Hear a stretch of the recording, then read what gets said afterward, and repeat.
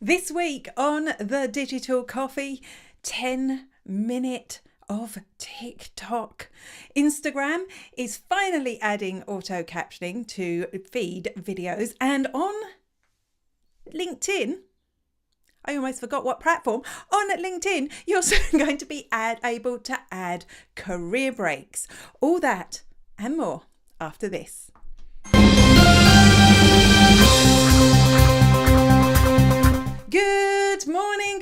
Good morning, and welcome to the Digital Coffee. This is your weekly dose of digital marketing and social media news for small business. My name is Amanda Webb, and you're very welcome to the show. We are broadcasting here on LinkedIn, so a big shout out to LinkedIn. Hello to Katie, who I know is watching on LinkedIn for the first time. A big shout out to Facebook, still my first love, but maybe not my only love anymore. And a big shout out to YouTube. Do let me know where you're watching. And also let me know what you've got in your coffee cup. As regular viewers of the show will know, my coffee cup is always empty because if I drink coffee before the show, I talk way too fast, which is a problem. I do have a question of the week. I'd love to hear your thoughts on this before I go into the main news. And the question of the week is, how should we as marketers change our strategy, or should we even change our strategy because of what is happening in Ukraine? I'd love to hear your thoughts on that. Don't forget at 10:30, if you enjoy this show, and that will be a hot topic of discussion at 10:30 a.m. on Twitter, myself and Making Sang have a Twitter space where we discuss these topics in more detail. And I know that is going to be an interesting one. So if you join us on mobile, you'll see a pinned tweet on my profile that you can join from. You can actually come and voice your own opinion too. So just a few hellos to, as I mentioned, Katie, who's watching on LinkedIn for the first time. Katie is an amazing live streamer herself. Hello to Melanie, who's drinking coffee. Very good. Good morning to Howard Howie, who is Life by Stills over on YouTube. Great to see you here, and I can see by your flag you definitely have an idea about that. Good morning to May King, the FOMO creator who is drinking Pure Earth tea. Wasn't that made famous by that Spice Girl? Melanie answering the question, I think we need to be more sensitive to what we post, but I personally wouldn't stop posting completely. I have to shield away from going live as much. You've shied away from going live as much. That's about Ukraine. We will talk about that later on. Good morning, Jerry. Great to see you here. Good morning to Carmel, who is drinking coffee. So that is my welcomes. Please do keep commenting, but I should probably start talking about the news, right? Because that's why you're here. Hi, I'm Kyra Fingleton from Glamping Under the Stars, and you're watching The Digital Coffee with Amanda Webb. Longer video content on social media means more room for ads. I'm saying that because we need to remember that.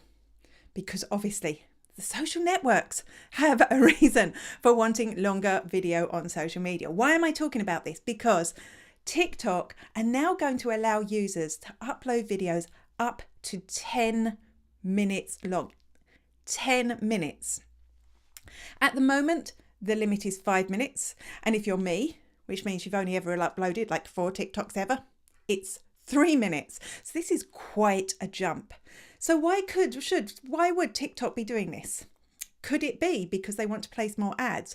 Could it be because they want to knock YouTube off the top spot? Because we know this is what YouTube does better than anyone else in the world, is long form content.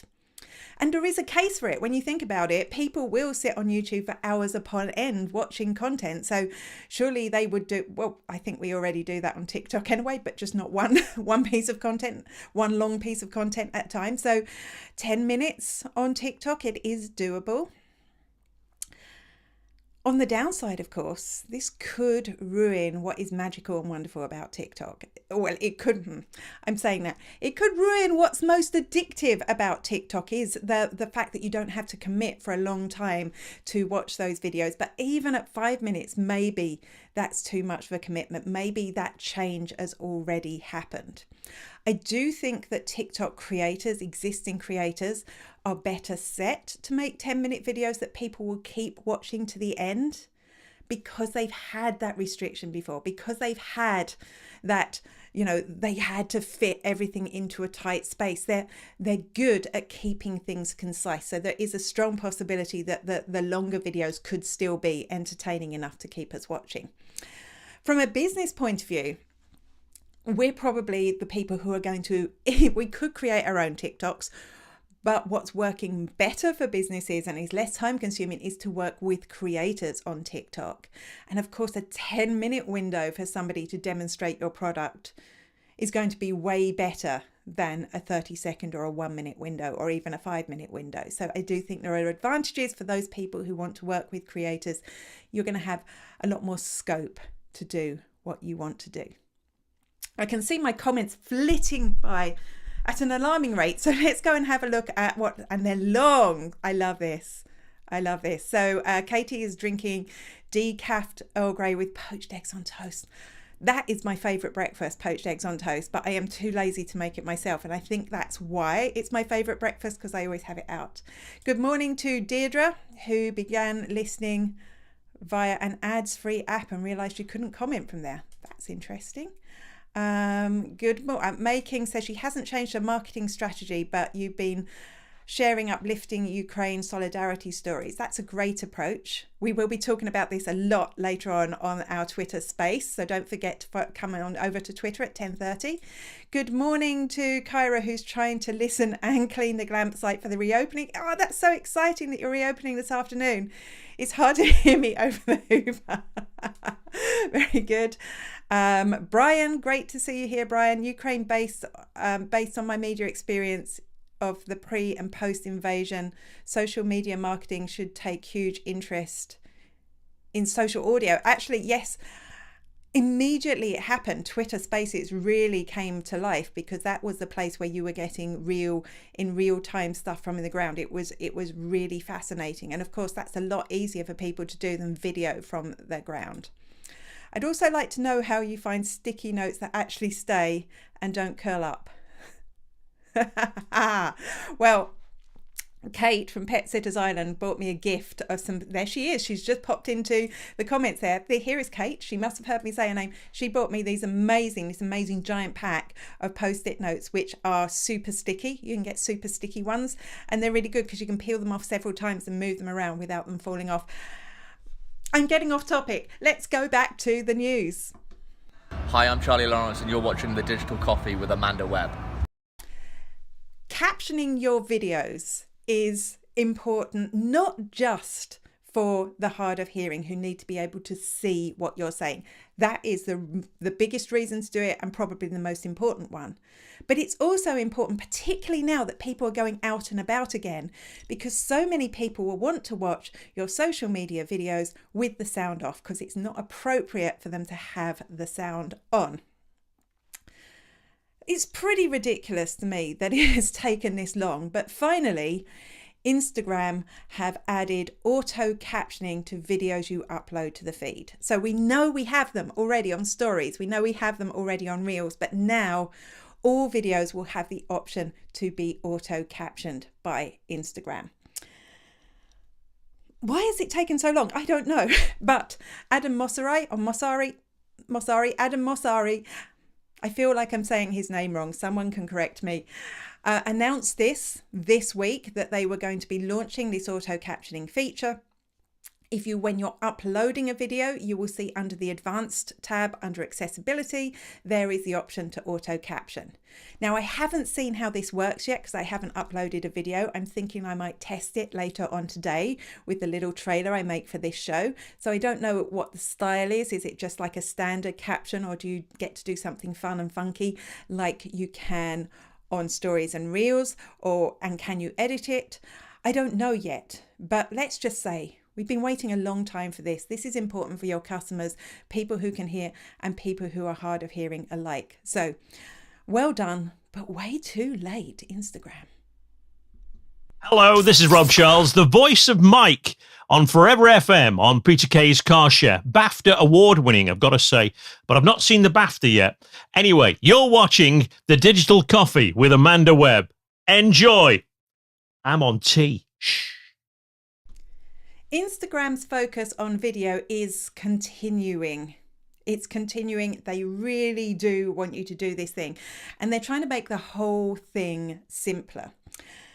In an announcement this week, it referred to its ongoing commitment to Reels, but it also announced that it was getting rid of the IGTV app. Now, you might remember that last year they stopped calling it IGTV altogether. In fact, all your videos on Instagram are now just called videos, unless they're Reels, and then they're called Reels. But all your videos are called videos, whether they're short or long. And actually, when you upload now to Instagram a video, if it's a minute long, it's going to appear in the feed. If it's longer, it will appear in your videos tab, and a clip of it will appear in the feed. This wasn't what Instagram had in mind when they invented IGTV. They were doing what TikTok is trying to do now. They wanted to take the top spot off YouTube to be the place where people would go and watch long form content. And because of that, they also launched a standalone IGTV app so people could actually go there and watch this long form content. And it's that app that is going away. It makes sense really, because now that Instagram is all about video, we should be able to watch all the videos that we want to on Instagram. And also it means that, you know, my thoughts are probably not many people use that standalone app anymore. I know I deleted it like years ago. I think I used it when it first came out and then I deleted it. So that's my first thought. My second thought is actually they want everyone on the platform. They want everyone on Instagram because that's where their users sit. That's where they can use ads. That's where they can gather more and more users. So that's probably the reason behind it. But what's really interesting to me is their whole focus on their announcement was specifically saying about video, keep it short, because they know Reels work. While at the same time, TikTok are saying, make it longer. I wonder how long before Instagram change that keep it short to keep it to 10 minutes. It's going to be an interesting one to watch. I'm Esther. And I'm Melanie. From the Monday Morning Marketing Podcast. And you're watching The Digital Coffee with Amanda Webb. If you know me, you will know that sometimes I have been known to be a little bit analytics obsessed. And I love analytics. The reason I like analytics or love analytics is because it can tell you so much. It can tell you to a certain extent, but less so than it used to be able to, who you're reaching. Are you reaching your actual target market? It can also tell you what content you're putting out there that is resonating best with your audience. It can also tell you what you should focus more time on. So what is working best for your business and what should you just maybe give up? And that's the beauty of it. It can tell you so much and it can help you make sure you're getting the sales from your business that you need. And this week, YouTube have improved their analytics and it covers one of those things, because YouTube isn't just a place you go and watch long form video anymore.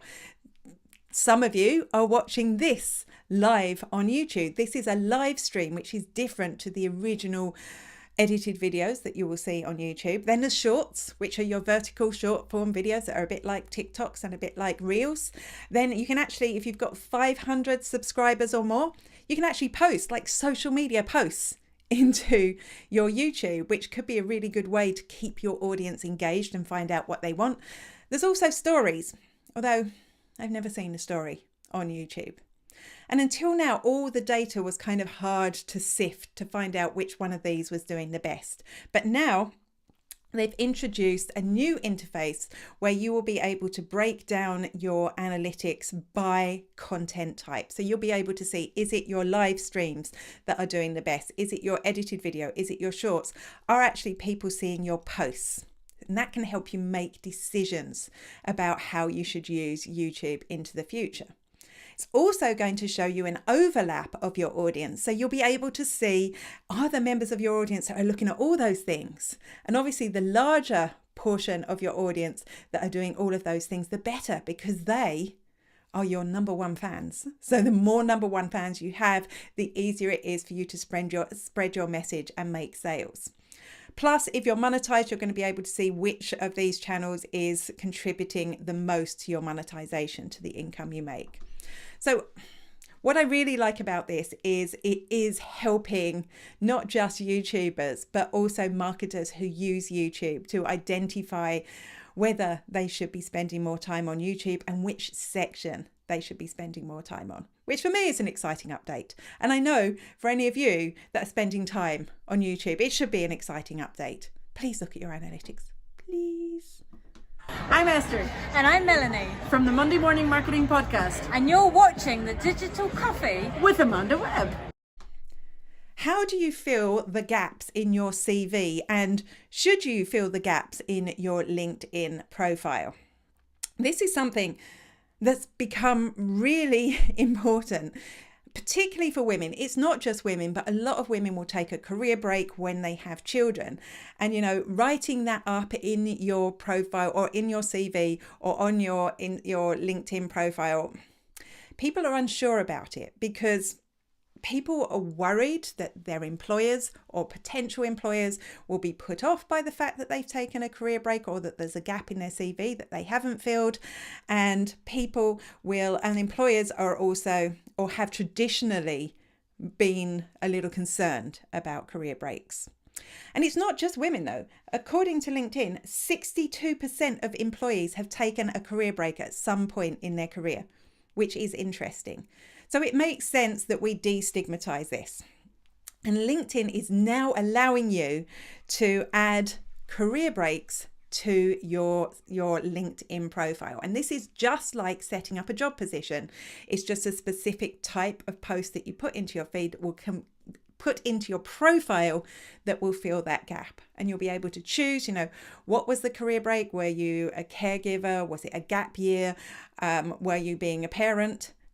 A stay-at-home parent, and plus there's the option to add others. I find this really encouraging. I do wonder, is this LinkedIn trying to be proactive and tell the world that actually it's okay to have a career break and we're going to champion that? Or is this a trend that LinkedIn has noticed that more and more people in the workforce want to add career breaks into their CVs and they're jumping on it?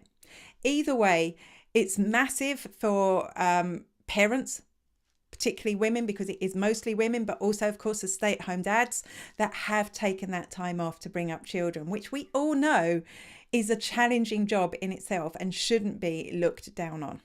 I'm excited about this. What about you? I can see Melanie is saying yay. I'm wondering, do you feel like that? Have you got a gap in your CV that you're now going to be able to fill up? What are your thoughts on this? Or any other parents out there that have taken a career break for any particular reason?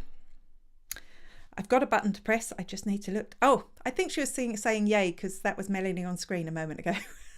Hello, this is Nicole from Wonderstars and you are watching Digital Coffee with Amanda Webb.